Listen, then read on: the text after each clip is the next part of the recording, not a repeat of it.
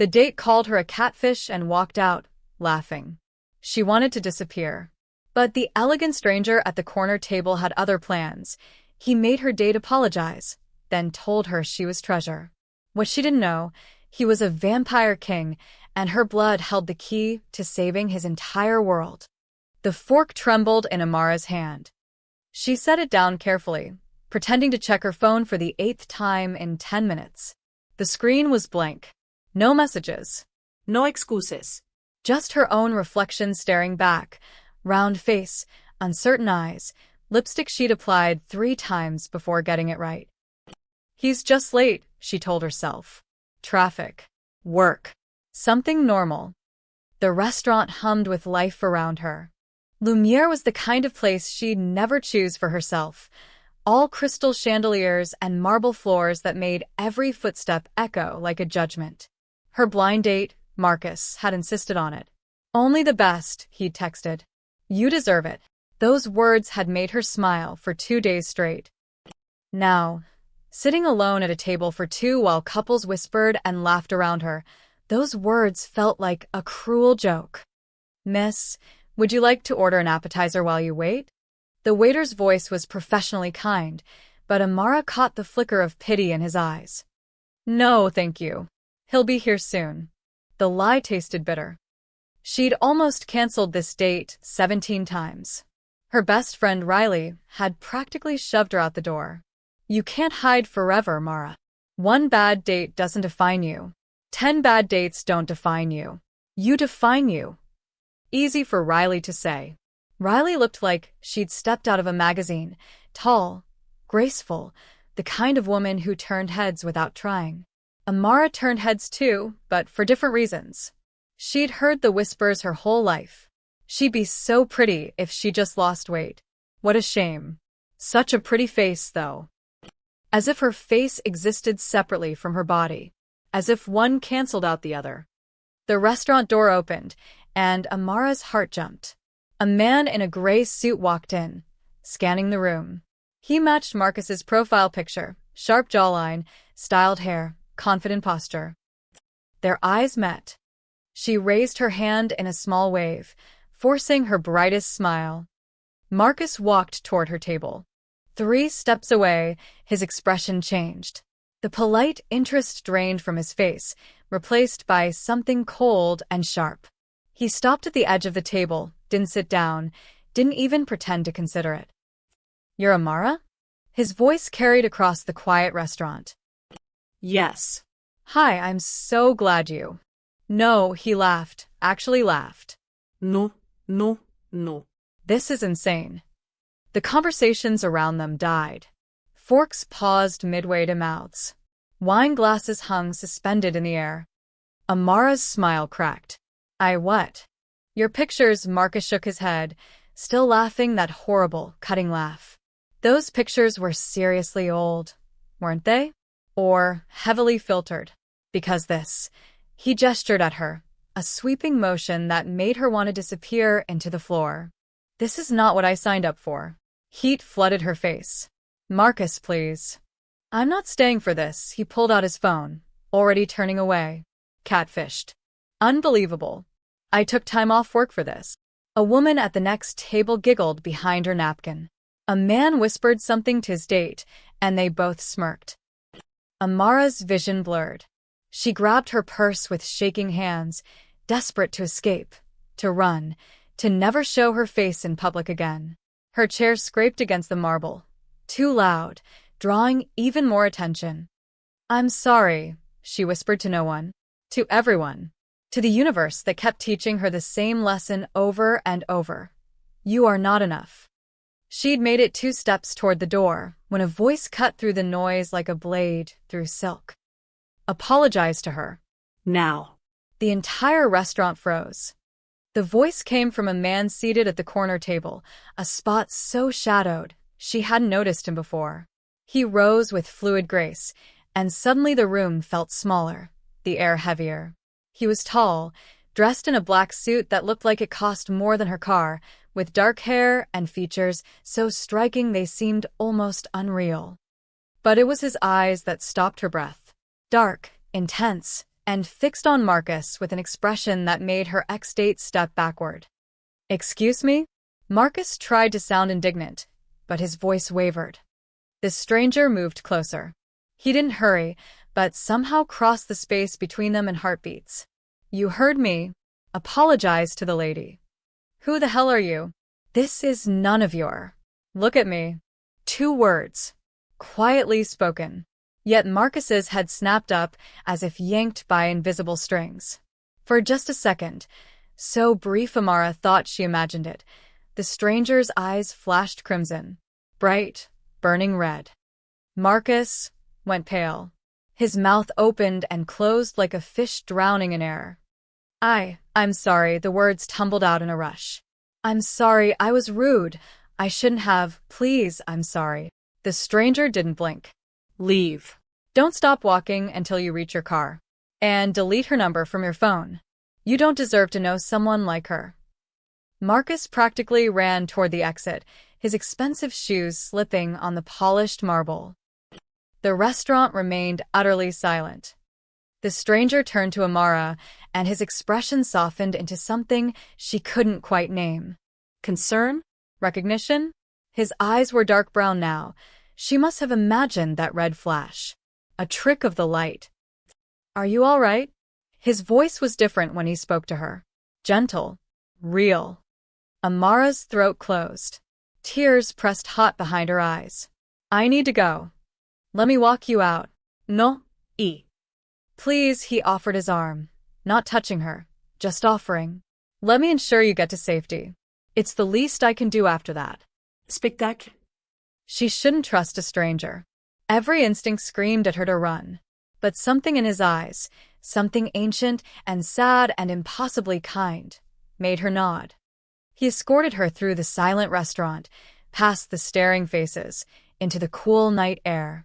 The door closed behind them, muffling the resumed chatter of scandal and gossip. Amara pulled away, wrapping her arms around herself. "Thank you. You didn't have to do that." "Yes," he said quietly, "I did." She looked up at him, really looked. In the streetlight, he seemed almost otherworldly, too perfect, too still, like a statue granted temporary life. "Never let the weak define your worth." He spoke each word carefully, as if they mattered more than she could understand. That man saw only his own limitations reflected back. He couldn't recognize treasure if it burned him. Amara laughed, a broken, wet sound. "You don't know me. You don't know if I'm treasure or trash." His head tilted slightly. "Don't I?" Before she could ask what he meant, he stepped backward into the shadows between streetlights. "Get home safely, Amara. Lock your doors tonight. And tomorrow. Tomorrow, everything changes." "Wait. How do you know my name? Who are you?" But the shadows were empty. The stranger had vanished as if he never existed at all. Amara stood alone on the street, heart pounding, mind reeling. She could still feel the weight of his gaze, still hear those words. Everything changes. She didn't believe in fairy tales or knight in shining armor. But as she walked to her car, she touched her face and found it dry. The tears had stopped. And for the first time in years, a small, dangerous spark of hope flickered in her chest. Behind her, in the darkness of an alley across the street, Lucien watched her go. His hands clenched into fists. After 800 years, he'd learned to control the hunger, the rage, the inhuman instincts that came with his curse. But her scent. Oracle blood. The prophecy had been whispered for centuries. When the blood moon rises, the oracle will return. 3 days. That's all he had. 3 days before the moon turned crimson, and every vampire in the world descended into madness. 3 days to protect the fragile human woman who'd just had her heart broken by a fool. 3 days to save them all. Lucien's eyes flashed red in the darkness, and he smiled, an expression that held no warmth, only ancient, terrible purpose. "Everything changes," he whispered to the night. And the shadows answered back. Amara's apartment felt smaller than usual that night. She dropped her keys in the bowl by the door. Once, twice, 3 times before they actually landed, and kicked off her heels with more force than necessary. One hit the wall. She didn't care. The shower ran scalding hot. She stood under it until her skin turned pink, trying to wash away the memory of those laughing faces, Marcus's disgusted expression, the weight of 100 judging eyes. But she couldn't wash away the stranger. Never let the weak define your worth. Who talked like that? And those eyes, for just a second, she could have sworn they'd turned red. Impossible. She was stressed, humiliated, probably half delirious from holding back tears. Her phone buzzed. Riley's name flashed across the screen. "Don't want to talk about it," Amara said before Riley could ask. "That bad?" Worse. He took one look at me and left. Called me a catfish. In front of everyone. Riley's creative cursing lasted a full minute. It should have made Amara smile. It didn't. "I'm done, Ree. I'm deleting every dating app. I'm adopting 12 cats and becoming that weird neighbor who talks to pigeons. You're allergic to cats. Then birds. I'll get birds. Mara. I mean it. I can't keep doing this.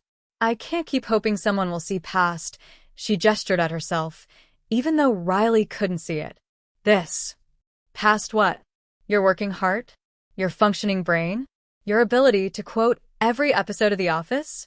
Which part of you isn't enough, exactly?" Amara's throat tightened. "You know what I mean." "No, I don't. Because you're enough, Mara. You've always been enough. Marcus is a shallow asshole who..." Someone defended me. The words spilled out before she could stop them. "This man at the restaurant. He made Marcus apologize and leave. Then he walked me outside and said the strangest things." Riley's tone shifted. "Strange how? Creepy strange or interesting strange?" "I don't know. Both? Neither?" Amara wrapped herself in her bathrobe, phone pressed to her ear. "He knew my name, but I never told him. And he said, tomorrow everything changes, then he just vanished. Vanished like left quickly, or vanished like disappeared into thin air. Don't mock me. I'm not. I'm trying to figure out if you met a mysterious hero or a potential stalker. There's a fine line." Amara walked to her window, looking out at the quiet street below. He didn't feel dangerous. He felt ancient sad, if that makes sense. Like he'd seen too much. Okay, that's definitely interesting strange. Hot. Despite everything, Amara felt her lips twitch. Stupidly hot. Like, shouldn't be allowed in public hot. Well, at least the night wasn't a total loss. You got rescued by a mysterious, gorgeous stranger. That's basically a romance novel. Romance novels aren't real, Ree. Neither are men who defend women's honor anymore, apparently. Yet here we are. They talked for another 20 minutes, Riley doing most of the talking, filling the silence with gossip and terrible jokes until Amara's chest didn't feel quite so tight. When they hung up, the apartment fell quiet again. Too quiet. Amara climbed into bed, but couldn't sleep. Every time she closed her eyes, she saw red. Not Marcus's face. Not the laughing diners. Just those eyes, burning crimson for an impossible heartbeat. Get home safely. Lock your doors tonight. She'd locked them. Deadbolt, chain, the works. But his warning echoed in her mind, urgent and strange. At 2:47 a.m., she finally drifted off. And dreamed of darkness. Across the city, in a mansion that hadn't appeared on any map for 300 years, Lucien stood in his study, staring at a portrait on the wall. The woman in the painting wore a medieval dress, her dark hair crowned with flowers. Her face was serene, ageless. In her hands, she held a silver chalice that seemed to glow even in the painted form. "The Oracle of Astoria," his advisor Dorian said from the doorway.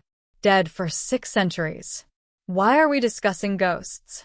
"Because I found her." Lucien didn't turn around. Or rather, her descendant. The bloodline survived. Dorian went very still. "You're certain?" "I could smell it the moment she walked into that restaurant. Honeysuckle and starlight, the exact scent recorded in the old texts. It called to me, Dorian. My blood recognized hers before my mind did. The blood moon rises in 3 days. I know. Every vampire from here to the Atlantic will sense her once the moon reaches fullness. They'll come for her. The feral ones, the desperate ones, the power-hungry ones. They'll tear her apart trying to possess that gift. Lucien's reflection in the window showed eyes that burned crimson. Then we make sure they never reach her. She's human, Lucien. Fragile. Mortal. You can't protect her from an entire species going mad with bloodlust. Watch me. Dorian sighed. You spoke to her tonight. What did you say? The truth. That she has worth. That she shouldn't let small minds diminish her light. Lucien finally turned. She's been hurt, Dorian.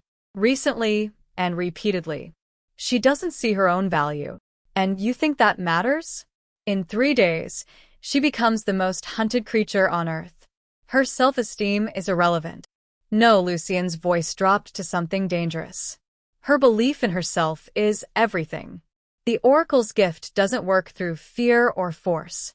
The old texts are clear. She must choose to help. Must want to.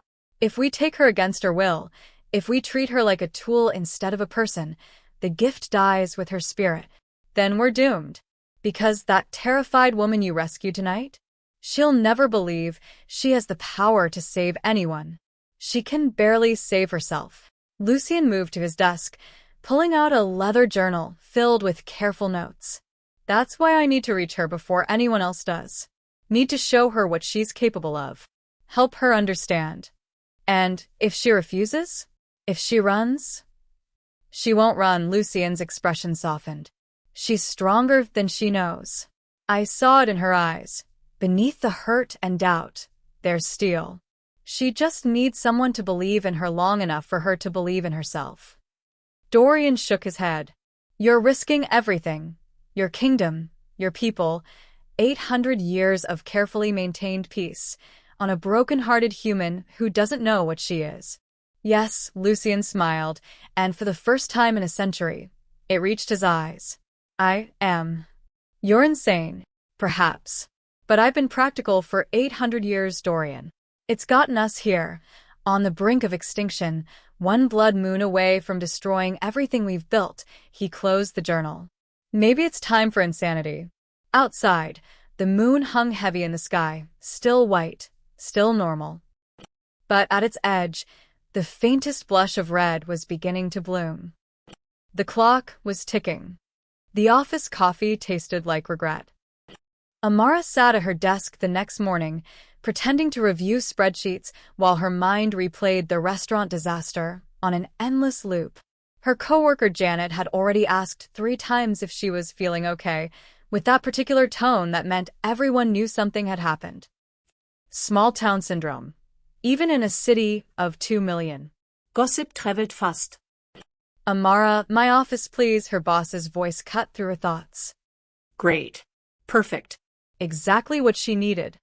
But Mr. Chen only wanted to discuss the quarterly reports, his tone businesslike and mercifully free of pity. When she left 20 minutes later, the knot in her chest had loosened slightly. Work was normal. Work was safe. Work didn't judge her based on. Her phone buzzed. Unknown number. Do not walk home tonight. Amara stared at the screen. Her thumb hovered over the delete button. Take a taxi. Stay in public places. This is not a joke. Her pulse quickened. The stranger from last night, it had to be. No one else had her number except friends and family. But how did he get it? And why did his warning make her skin prickle with instinctive fear? She typed back. Who is this? No response. Riley's voice echoed in her head. Mysterious hero or potential stalker. Amara deleted the messages and tried to focus on work. Tried being the key word. Lucien stood on the balcony of his study, phone in hand, watching Amara's building from 3 blocks away. His eyesight, one of many gifts that came with the curse, allowed him to see her through the office window, hunched over her desk, worrying her bottom lip. She deleted his messages. Smart woman. You warned her? Dorian appeared beside him, silent as death. That will only frighten her more. Better frightened than dead. Lucien pocketed his phone. The feral vampires are already stirring. 2 attacks last night on the east side, humans drained and left in alleys. The blood moon is waking them early. The council demands an audience with you tonight. Let them demand. Lucien, you can't ignore. I can do whatever I want. I'm the king, he turned, and his eyes flashed red. Or have they forgotten that part? Dorian held up his hands. They haven't forgotten. They're afraid. The blood moon hasn't risen in 500 years. The last time, we lost thousands, vampires and humans alike. The feral ones couldn't control themselves. They slaughtered entire villages. I remember. I was there. Then you know what's coming. The Oracle bloodline was prophesied to appear when we needed it most.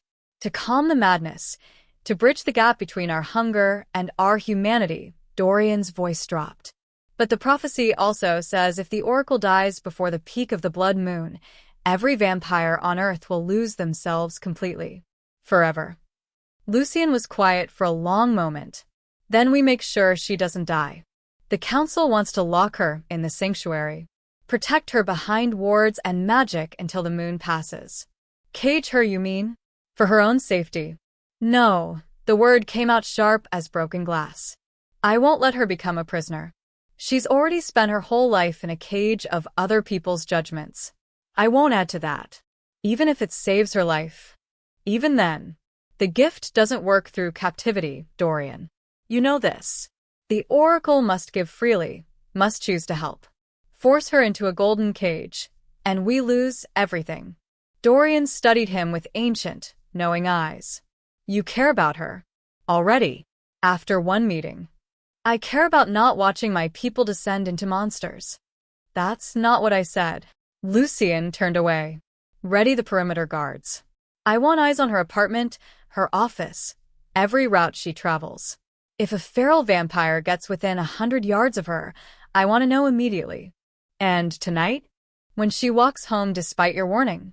Then I'll be there. Lucien's smile held no warmth. In the shadows. Always in the shadows. The sun set too quickly.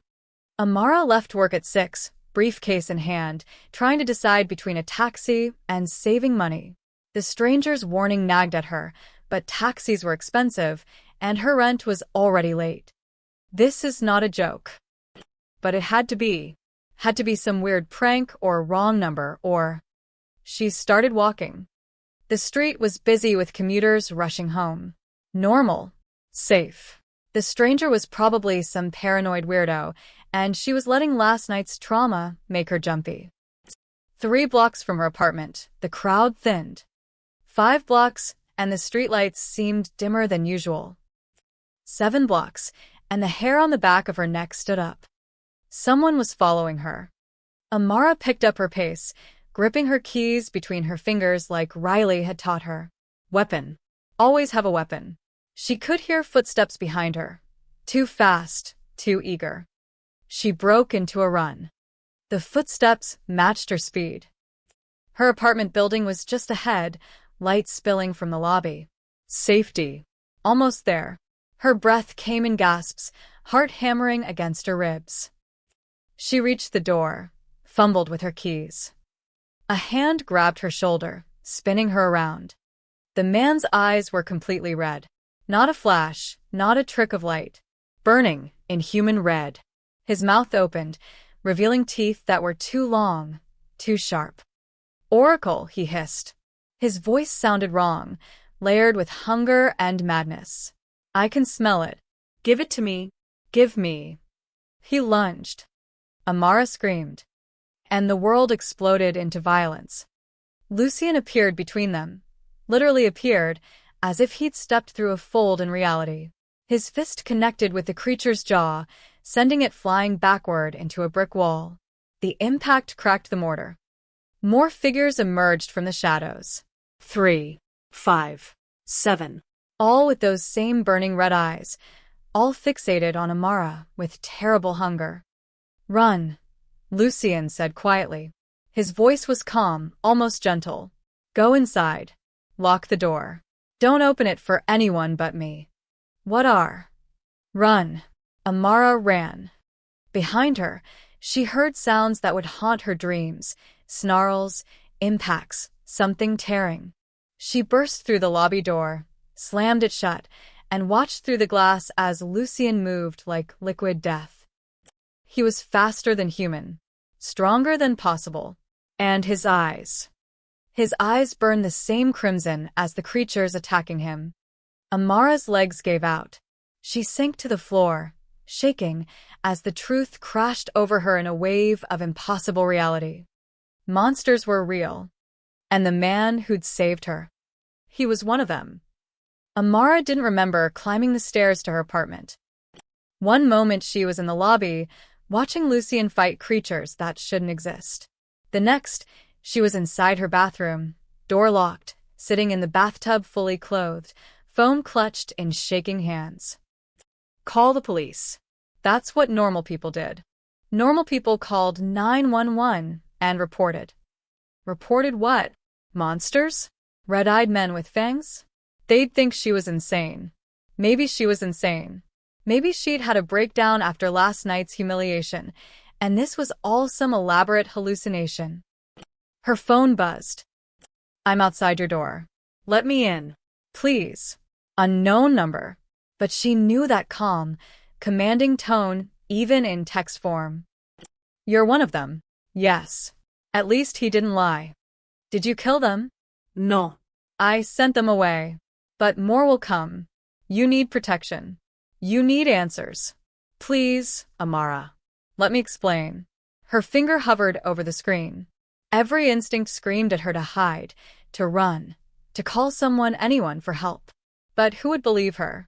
Who could help her against things that moved faster than her eyes could track? She walked to the door, on numb legs, looked through the peephole. Lucien stood in the hallway, perfectly still. His suit was torn but bloodless.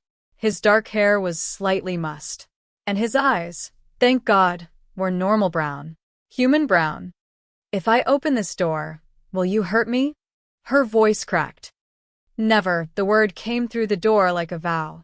I swear on my life, on my soul, if I still have one, I will never hurt you. Amara's hand moved to the deadbolt before her brain caught up. The lock clicked open. The chain slid free. Lucien entered slowly, hands visible, movements careful. Like he was approaching a frightened animal. Maybe she was one. Close the door, he said softly. Lock it. She did, then pressed her back against it, maintaining distance. What are you? Vampire. The word hung in the air between them. Stupide, impossible, insane. Vampires aren't real. You saw them. You saw me, he gestured to his torn clothes. Does this seem like a hallucination? Yes. Yes, it does. Her voice rose, hysteria bubbling up. Because the alternative is that vampires are real, and you're one of them, and those things wanted to drain you, Lucien finished quietly. Not kill you. They wouldn't have killed you. They wanted your blood for what it carries. Amara's laugh came out broken. My blood. Right. Of course. My blood is special. Because tonight couldn't get any weirder. You carry the Oracle bloodline. A genetic legacy that dates back centuries. Your ancestors possessed a gift, the ability to calm vampire bloodlust, to ease our hunger, to bridge the gap between our humanity and our curse. I don't have any gift. I'm an accountant. I live in a studio apartment and eat cereal for dinner, and I can't even get through a blind date without being humiliated. I'm nobody special. You're wrong, Lucien took a single step forward. You're possibly the most important person alive right now. In 3 days, the blood moon rises, a celestial event that happens once every 500 years. It drives vampires mad with hunger. The last time it rose, thousands died. Humans and vampires alike. Amara slid down the door until she was sitting, arms wrapped around her knees. This is insane. The Oracle bloodline was prophesied to return during the blood moon. To save us from ourselves, he crouched several feet away, keeping that careful distance. I recognized your scent at the restaurant. That's why I intervened. That's why I followed you. Not to harm you, to protect you. From other vampires. Yes. Who want my blood. Who need it. Desperately, his voice softened. But I won't let them take it by force. I won't let anyone hurt you. That's a promise. Amara pressed her palms against her eyes. I want to wake up. I want last night to be different. I want Marcus to have stayed. I want everything to be normal. Normal is overrated. She laughed, actually laughed. It came out slightly hysterical. Says the Vampire King. How did you? You move like you own the world. You made those things obey you with a look. And you're here, in my terrible apartment, making promises about protection. She dropped her hands, meeting his eyes. Kings are used to being obeyed. Lucien smiled, a real smile that transformed his face from striking to devastating. Clever. Terrified. Understandable, he settled onto the floor, mirroring her position. Sitting. Vulnerable. Equal. Ask me anything. I'll tell you the truth. Can you read my mind? No. Turn into a bat. Absolutely not. Sparkle in sunlight. His expression turned pained. Please tell me that's not what modern humans think we do. Despite everything, the fear, the impossibility, the complete destruction of reality, Amara felt her lips twitch. It's a popular book series. It's offensive, but his eyes held warmth. Sunlight weakens us. Makes us tired and slow. We don't combust, but we don't enjoy it either. Garlic? Crosses. Mild irritants at worst. Religious symbols only work if the wielder has genuine faith. Garlic just smells unpleasant. Amara pulled her knees tighter to her chest. How old are you? 843. The number hit her like a physical blow. 8 centuries. He'd been alive when she couldn't even process it. How do you not go insane? Watching everyone you love die? Seeing the world change over and over? Something flickered in his eyes. Pain, old and deep. Who says I haven't? Silence stretched between them. The Oracle gift, Amara said finally. How does it work? We're not sure. The old texts say you can channel an energy that soothes vampire nature, calms the bloodlust. The last oracle could walk through a room of starving vampires, and they'd become docile as lambs. He paused. But it's not just power. It's compassion. The gift only works through willing contact, through choice and connection. So you need me to. What? Save your entire species. Yes, at least he was honest. And if I say no, if I run, get on a plane and disappear? Lucien's expression remained gentle. Then I'd help you pack, give you money for the flight, and pray you made it 3 days before the blood moon turned every vampire on Earth into a hunting monster that could track your scent across oceans. So, I don't really have a choice. You always have a choice, Amara. Always. He stood slowly, offering his hand. But I'm asking, begging, if I must, for you to let me train you. Teach you to control the gift before the moon rises. Give us all a chance to survive this. She stared at his outstretched hand. Pale. Long fingers. Utterly steady. If I take your hand, if I agree to this, what happens? You'll feel it. The connection. The gift recognizes what I am. Amara took a shaky breath, rose on trembling legs, and placed her hand in his. The world turned silver. Power flooded through her, warm, bright, overwhelming. Lucien's eyes flashed red, then shifted to silver, the hunger in them dissolving into something like peace. His expression softened with wonder. Impossible, he whispered. You're untrained and already so strong. Amara yanked her hand back, gasping. What was that? That was you. Your gift. Your light, Lucien smiled. That was hope. The mansion appeared out of nowhere. One moment, Amara was sitting in Lucien's car, a sleek black thing that probably cost more than her yearly salary, watching the city lights fade behind them. The next, they were pulling through gates that definitely hadn't been visible from the road. Perception wards, Lucien explained, catching her confused expression. Humans see an abandoned property. We see home. Home was a Gothic masterpiece of stone and stained glass that looked like it belonged in a European postcard, not 40 minutes outside the city. Amara clutched her overnight bag, hastily packed with Lucien standing guard in her apartment, and tried to process the last 3 hours of her life. Vampires were real. She had magic blood. And she'd agreed to move into a castle with an immortal king to learn how to save the world. Riley was going to lose her mind. "I need to call my friend," Amara said as they entered a foyer that could fit her entire apartment. "She'll worry." "Of course. But tell her you're on a work retreat. The fewer people who know the truth, the safer they are." Right. Because vampires. Dorian met them in the entrance hall, tall, silver-haired, with eyes that assessed Amara like she was a particularly interesting problem.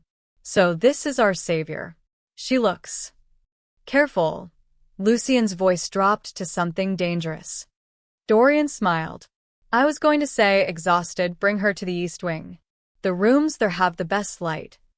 "I thought you couldn't handle sunlight," Amara said. "We can enjoy it." "You can. The space should be comfortable for you." Lucien gestured toward a sweeping staircase. "You'll have privacy, protection, and anything you need. Training starts tomorrow." The room he showed her was bigger than her apartment. 4-poster bed, sitting area, a bathroom with a tub that could fit 3 people, windows overlooking gardens that glowed silver under the moonlight. "It's too much," Amara whispered. "It's barely enough." Lucien stood in the doorway, maintaining that careful distance. "Sleep if you can. Tomorrow will be challenging." He started to leave. "Lucien?" He turned. "That man at the restaurant. Marcus. You knew he'd insulted me. You defended me before you knew about the Oracle thing." She hugged herself. Why? His expression softened. "Because cruelty to someone vulnerable isn't strength. It's cowardice. And I've spent 800 years watching humans hurt each other over the most meaningless things." He paused. "You deserved better than his judgment. But you don't even know me." "I know enough." His eyes met hers. "Sleep well, Amara. Tomorrow, you start learning how extraordinary you really are." Training began at dawn. Amara woke to soft knocking and found a breakfast tray outside her door, fresh fruit, pastries, coffee that smelled like heaven. A note in elegant script. "Eat. You'll need your strength." She found Lucien in a circular room at the mansion's heart. Stone floor, high ceiling, windows showing the garden outside. He'd changed into simple dark clothes that somehow made him look more intimidating, not less. "The gift responds to intention," he explained, gesturing her to the room center. "Not just touch. You channel energy through focus and will." "I don't know how to focus energy. I balance spreadsheets." "Same principle. You look at chaos and find order." He moved closer. "Close your eyes. Feel the air around you. There's a warmth inside you. You felt it yesterday when we touched. Find it again." Amara closed her eyes, feeling ridiculous. "I don't." "Stop thinking. Feel." She took a breath. Another. And there, a flicker of warmth in her chest. Like a candle flame, small and uncertain. "Good." Lucien's voice came from right in front of her. "Now reach for it. Let it grow." The warmth expanded, spreading through her limbs like sunlight through water. When she opened her eyes, her hands glowed faintly silver. Holy. Don't lose focus. But she already had. The light flickered and died. They practiced for hours, finding the warmth, holding it, letting it flow. By noon, Amara could maintain a steady glow for 30 seconds before exhaustion hit. "I'm terrible at this," she panted, sitting on the stone floor. "You're learning faster than anyone expected." Lucien handed her a water bottle. The last Oracle trained for years before manifesting this much power. "Great. I'm a prodigy at weird magic blood powers. That'll look great on my resume." He laughed, actually laughed. The sound transformed his face, making him look younger, lighter, almost human. "What?" Amara asked. "Nothing. It's just," he sat beside her, close but not touching. I haven't laughed in a very long time. Years, perhaps. You're unexpected. Unexpectedly bad at magic. Unexpectedly real. Most people, when they learn what I am, either fear me or try to use me. You just Talk to me. like I'm a person, aren't you? I'm not sure anymore, his voice went quiet. 8 centuries of existence tends to erode what makes someone human. I've watched empires rise and fall, seen humanity's worst and best. Somewhere along the way, I forgot how to feel anything beyond duty and hunger. Amara studied his profile, sharp and perfect and utterly sad. That sounds lonely. It is. She bumped her shoulder against his. Gentle. Friendly. Well, you're stuck with me for the next few days. So prepare for terrible jokes and random conversation and possibly some emotional breakdowns, because I'm definitely not processing this vampire thing well. Lucien turned, and something in his eyes made her breath catch. I think I can handle that.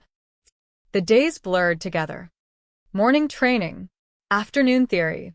Dorian explained vampire history while Amara scribbled notes.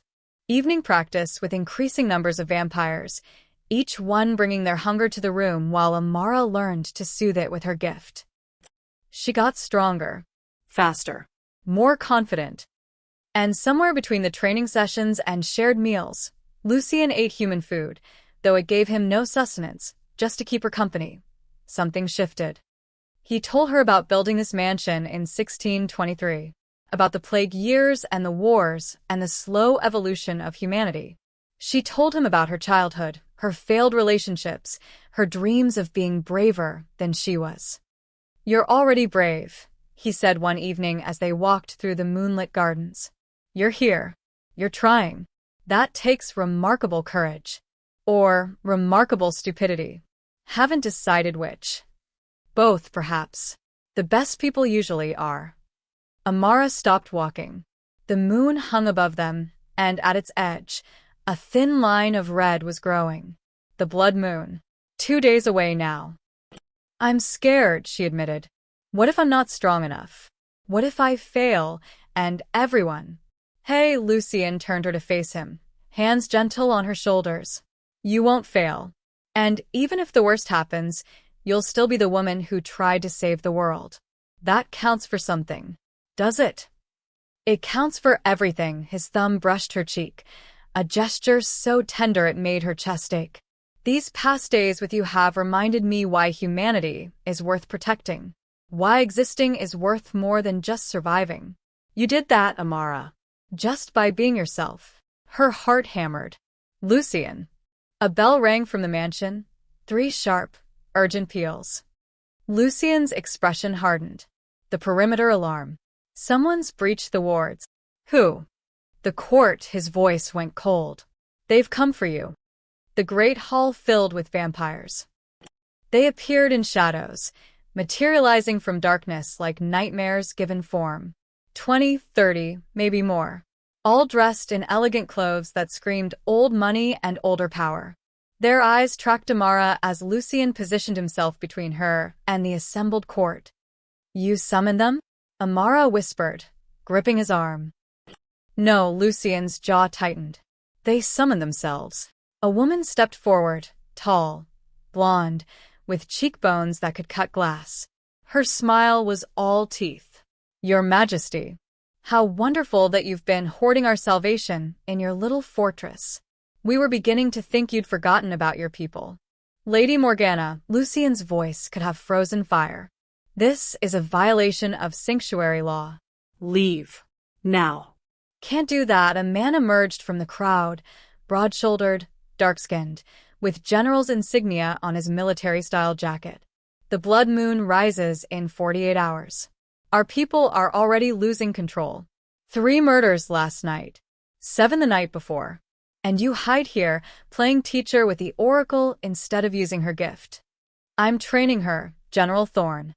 We need her blood. Morgana's eyes flashed red.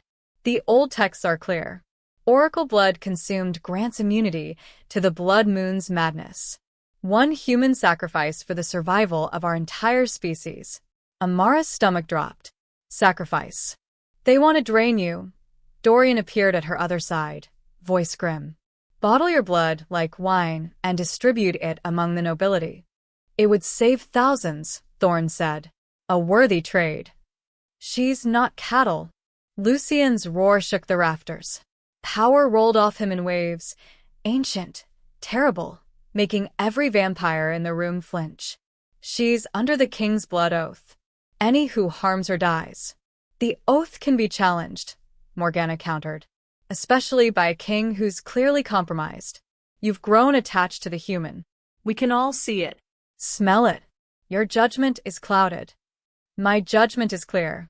We use the gift as intended, through willing channeling, through connection, not through murder. Pretty words. But our children are going feral.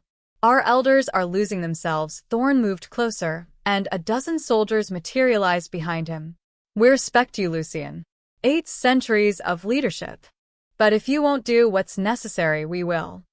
The tension snapped. Vampires lunged. Lucien moved like lightning, throwing the first wave back with brutal efficiency. Dorian grabbed Amara, pulling her toward a side exit. Run, he hissed. There's a car in the east garage. Keys in the ignition. Drive until... A vampire appeared in their path.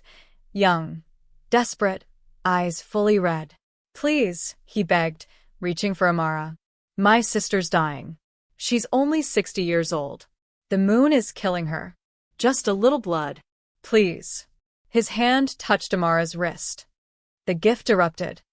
Light exploded from her skin, silver and gold, bright as a star. The young vampire gasped, his red eyes clearing to brown. The hunger in his face dissolved into shock, then peace. What? He stumbled back. I can think. I can breathe. The hunger's just gone. Every vampire in the hall froze. Amara stood in the center of the light, her whole body glowing. She could feel them, all of them. Their hunger, their fear, their desperation.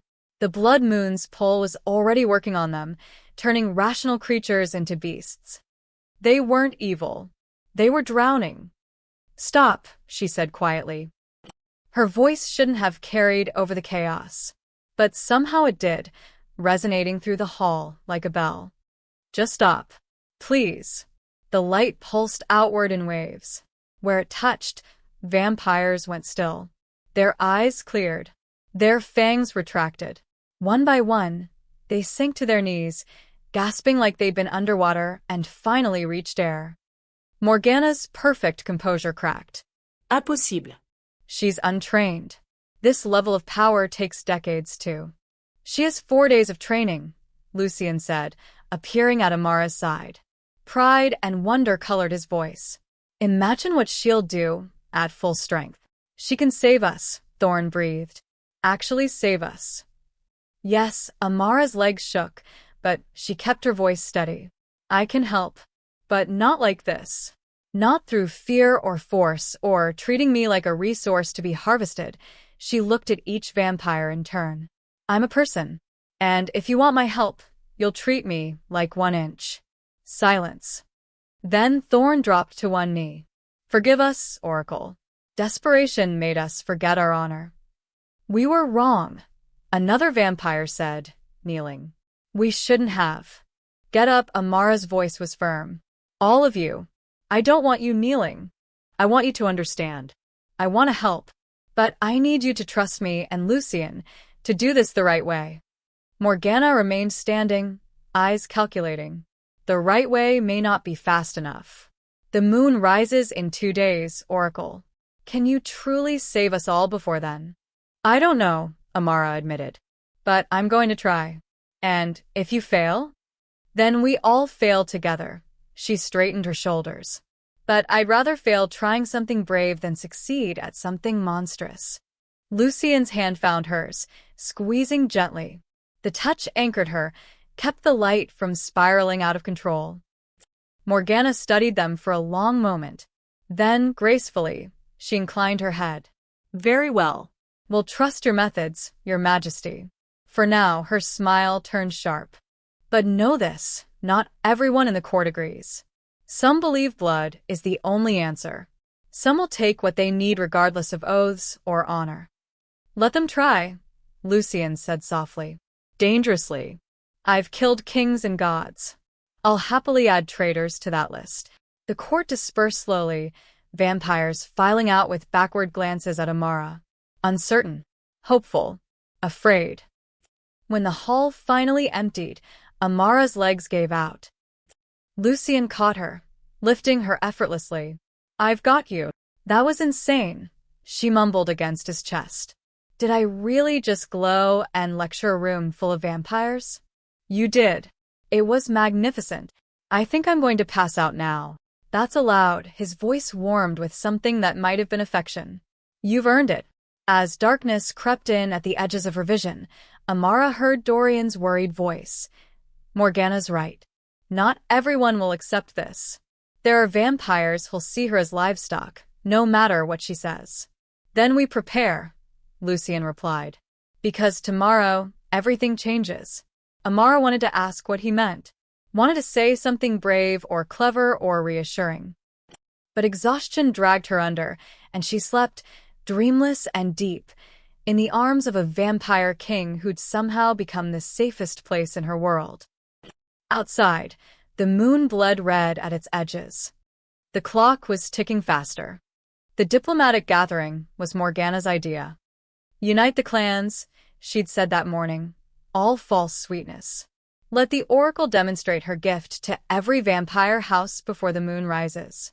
Build trust. Show them salvation is real. Lucian had seen the trap immediately, but refusing would look like weakness. So now, Amara stood in a grand ballroom that probably hosted European royalty once, surrounded by 200 vampires from every major clan in the Western Hemisphere.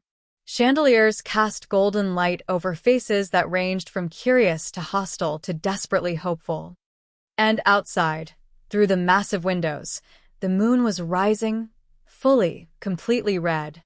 Too many, Dorian muttered, staying close to Amara's side. There are too many, and they're already agitated. Look at their eyes. He was right. Red flickered at the edges of brown and blue and green. The blood moon's pull was starting. Amara could feel it, a pressure in the air like electricity before a storm, making her gift respond in kind. The warmth in her chest burned hotter, demanding release. I can handle it, she said with more confidence than she felt. Lucian appeared at her other side, imposing in formal black. You don't have to do this.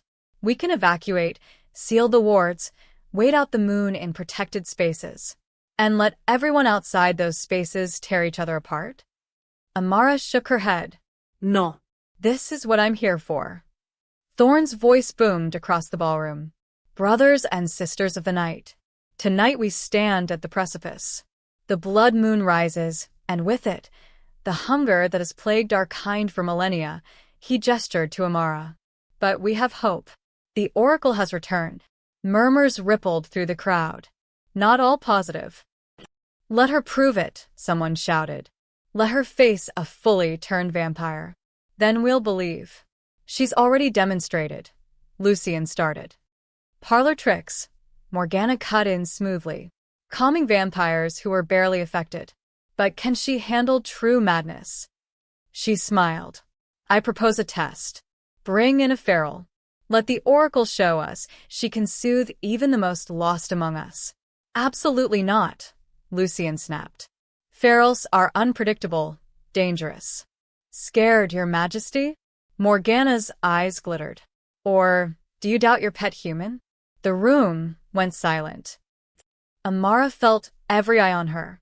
Judging. Doubting. The old familiar weight of not being enough settled on her shoulders. Then Lucian's hand found hers, not pulling her back. Just. There. Steady. Trusting. You're stronger than you know. Bring the feral, Amara said clearly. I'll help them. Amara, no. I can do this. She looked up at Lucian, and something passed between them. Understanding. Faith. Trust me. The doors burst open. They dragged in a vampire, female, young-looking, with matted hair and clothes torn to rags. But it was her eyes that made Amara's blood run cold. Completely red. No trace of humanity left. Just hunger and rage and madness. She lunged against the chains held by four guards, snarling and snapping. Foam flecked her lips. "This is Elena," Thorn said grimly. "Turned during the last blood moon. She's been feral for 5 centuries. No treatment has worked. She's beyond saving." "No one's beyond saving," Amara whispered. She started forward. Lucian grabbed her wrist. "Amara, please. If something happens to you, then you'll catch me." She squeezed his hand. Like always. She approached Elena slowly. The feral vampires had snapped toward her, nostrils flaring. A keening wail escaped her throat, hungry, desperate. "It's okay," Amara said softly. "I know you're scared. I know the hunger hurts. But you don't have to fight it anymore." Elena lunged, Cain snapping taut. The guards struggled to hold her. Amara kept walking. The crowd gasped. Someone shouted a warning. But Amara blocked it all out, focusing on the warmth in her chest. The gift. Her gift. She reached out slowly. "Elena." "That's your name. You had a name before the hunger. You had a life. You're still in there." Her fingers touched Elena's face. The world exploded into light. Not the gentle silver glow from before. This was power, raw, overwhelming, cascading through Amara like a river breaking through a dam. It poured into Elena, flooding every crack of her broken mind with warmth and peace and hope. Elena screamed, not in hunger, but in release. The red in her eyes flickered, faded, cleared to hazel brown. She collapsed, chains clattering, and Amara caught her. The feral vampire, no, just Elena now, sobbed into Amara's shoulder like a child. "I remember," Elena gasped. "My name. My family. I remember everything. Oh God, what have I done? 500 years of..." "Shoo," Amara held her tighter. "You're okay. You're here. You're yourself again." The ballroom erupted. Vampires surged forward, not attacking, but desperate. They needed help, needed healing, needed the gift that could save them from the moon's madness. Too many, too fast. The crowd became a mob. Lucian appeared, pulling Amara back as vampires swarmed. Dorian and the guards formed a protective circle, but there were hundreds pressing in, all feeling the moon's pull, all desperate for salvation. "Please." A vampire reached through the guards. "My daughter. She's turning, please." "I can't breathe," another gasped, red creeping into his eyes. The hunger, it's too much. The pressure built. Amara's gift responded, flaring brighter, trying to reach everyone at once. Her nose started bleeding. Her vision blurred. "Stop," Lucian roared. "You're killing her." But they couldn't stop. Desperation overrode reason. More vampires pushed forward, and Amara felt herself being crushed by their need. She was drowning in it. Too much hunger. Too much pain. She couldn't save them all. She wasn't strong enough. She was just Amara, ordinary, flawed, not enough. Never let the weak define your worth. Lucian's words echoed in her mind. You're stronger than you know. And suddenly, Amara understood. The gift didn't flow through force. It flowed through love, through believing she was enough, through accepting herself, all of herself, completely. Every insecurity, every rejection, every moment she'd felt too much or not enough or wrong. She let it all go. And the light became a supernova. Power exploded outward from Amara in waves of crimson and gold. It filled the ballroom, touched every vampire, soothed every hungry heart. The mob went still, silent, eyes clearing from red to their natural colors, the madness receding like tide from shore. Outside, the blood moon shone at its peak. Inside, 200 vampires stood in perfect peace. Amara swayed, exhausted beyond measure. Lucian caught her. Of course he did. holding her against his chest as the room erupted in whispers of awe. Impossible, Morgana bretted. The prophecy said the oracle could calm the hunger. Not eliminate it entirely. She's not just calming it, Dorian said, studying the peaceful vampires. She's rewriting it. Look, their auras have changed. They're stable, even under the blood moon's peak. Thorn knelt. Then another vampire. Another. Until the entire room bowed to the exhausted human woman who'd just saved them all. Rise, Amara managed, voice weak. Please. No more kneeling. You've given us back ourselves, Elena said softly, tears streaming down her face. After 5 centuries of darkness, I can think again. Feel again. How do we possibly thank you? Amara smiled tiredly. Be kind. To each other. To humans. To anyone who needs it, her eyes found Lucien. That's all I want. His expression held something that took her breath away. Wonder. Gratitude. And something deeper that made her heart skip. You didn't just save my world, Amara, he whispered, echoing words from a future she'd already seen. You became it. 3 days after the blood moon, Amara woke to sunlight. Real sunlight, not the filtered gray she'd grown used to in the mansion, but golden morning light streaming through open curtains. She sat up slowly, body still aching from channeling enough power to stabilize 200 vampires at once. Worth it, though. Totally worth it. A note sat on her nightstand in elegant script. Gardens. When you're ready. Elle.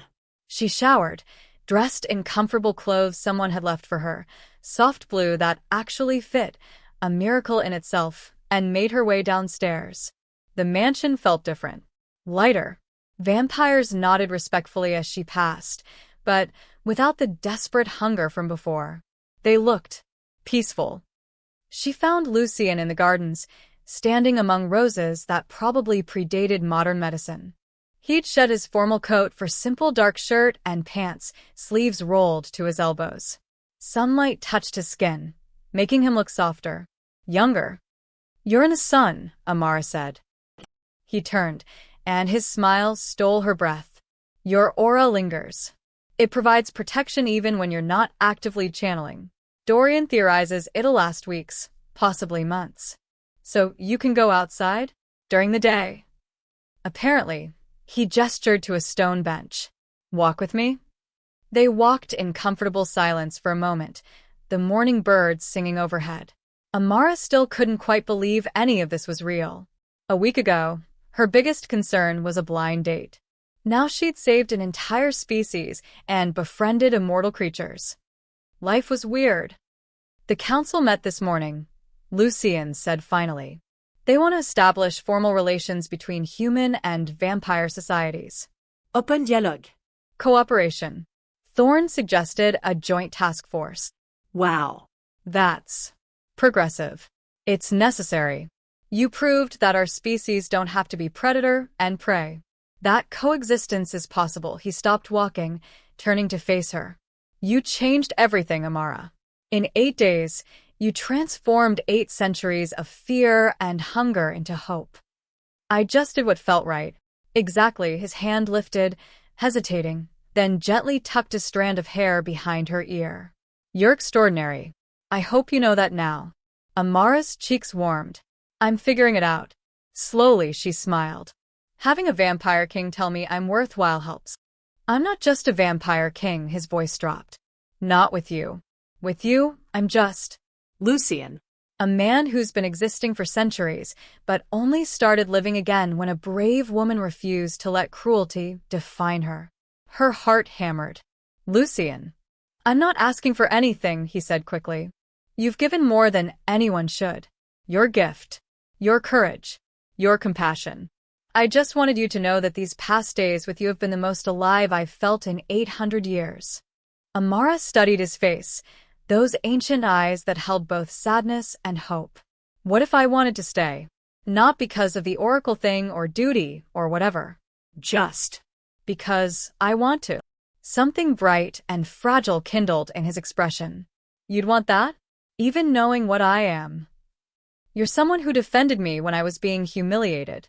who protected me when I was terrified, who believed in me when I didn't believe in myself. She stepped closer. Yeah, you're also an immortal vampire king with a dramatic castle and a concerning number of formal coats. But mostly, you're just Lucien. And I like Lucien.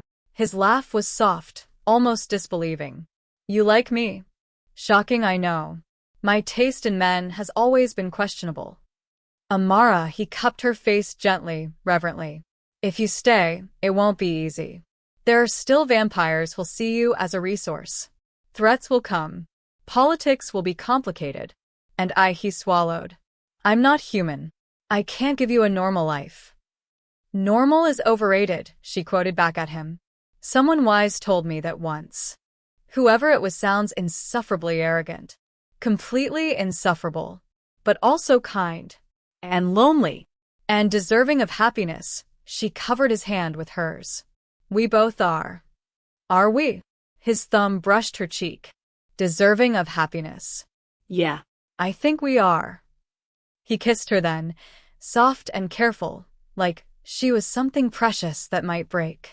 Amara melted into it, into him, into this impossible moment where the sun shone warm on her face, and an ancient vampire held her like she was his entire world. When they pulled apart, Lucien rested his forehead against hers. Stay. Please. Not as the Oracle. Not as anything but yourself. Stay with me. Okay, she whispered. I'll stay. 6 months later, Amara stood in the mansion's great hall, addressing an audience of humans and vampires alike. The Coexistence Initiative's first public forum. Cameras recorded everything. This moment would be history.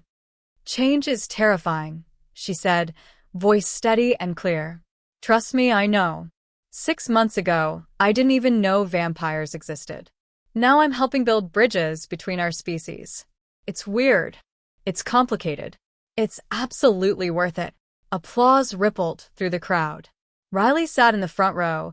She'd nearly fainted when Amara finally explained everything, then immediately demanded to meet Dorian because, if there are hot vampires, I deserve access. After the forum, Lucien found Amara in the gardens again. Their gardens now. She'd added a section of wildflowers that the ancient roses had initially resented, but eventually accepted. You are magnificent, he said, pulling her close. I was terrified. Public speaking is still scarier than feral vampires. Liar, he kissed her temple. You're becoming quite the politician. Ugh. Take it back. That's the worst insult. His laughter rang out, a sound that happened frequently now. The mansion had learned to expect it, along with Amara's terrible jokes and the random humans who visited, and the general chaos of trying to unite two species. I have something for you, Lucien said, pulling a small box from his pocket. Amara's eyes widened. If that's a ring, we need to have a serious conversation about pacing. It's not a ring, he opened it, revealing a delicate pendant, a crystal that glowed faint silver. It's crystallized from your aura. Dorian figured out how to capture it. Any vampire wearing this feels calm, centered, like you're there even when you're not. So, I can help people even from a distance. Amara touched the pendant gently. That's amazing. We're making more. Enough for every vampire who needs 1 inch. He fastened it around her neck. You're still changing the world, Amara. Every single day. She turned in his arms, smiling up at him. We're changing it. Together. Together, he agreed. The sun hung low on the horizon, painting the sky in golds and pinks.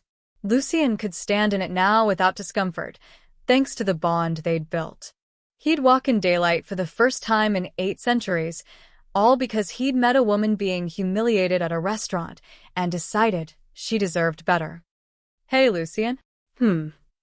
Thank you for seeing me when I couldn't see myself. His arms tightened around her. Thank you for teaching an old monster how to be human again. You were never a monster. You were just lonely. Not anymore, he kissed her, deep and sweet and full of promise. Never again. Amara laughed against his lips, joy bubbling up bright and irrepressible. A year ago, she'd been the girl too fat for a blind date, too broken to believe in herself, too afraid to hope for more.